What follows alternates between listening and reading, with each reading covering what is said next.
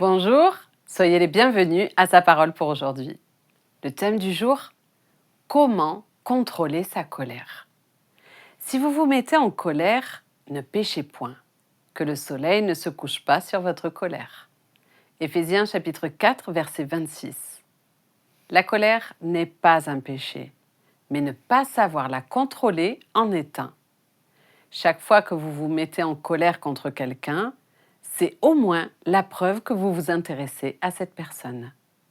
Vous n'exprimeriez aucune colère si cette personne vous était complètement indifférente.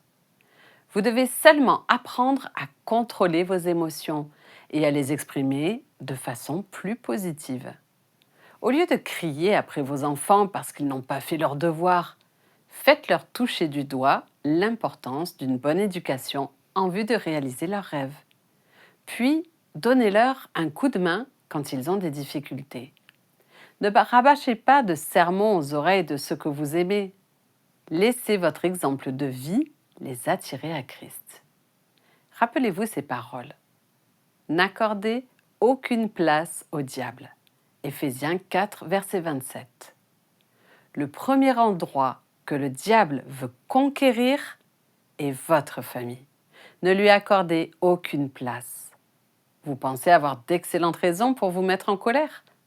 Mais Joseph en avait plus que vous. Pourtant, il nourrit ceux qu'il avait jetés en prison des années auparavant. Et il bénit ceux qui l'avaient trahi.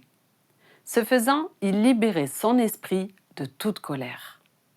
Plus tard, quand il eut 2 fils, il nomma le premier Manassé, ce qui signifie « Dieu m'a fait oublier toutes mes peines ». Pensez-vous que Joseph serait devenu le grand homme que nous connaissons s'il était retourné chez les siens pour se venger ? Il accomplit sa destinée et jouit de la faveur divine parce qu'il avait su contrôler ses émotions. Son second fils, il l'appela Éphraïm. Dieu m'a rendu fécond dans le pays de mon affliction. Votre colère s'atténuera dès que vous vous rendrez compte que malgré les souffrances endurées, Dieu n'a cessé de vous bénir.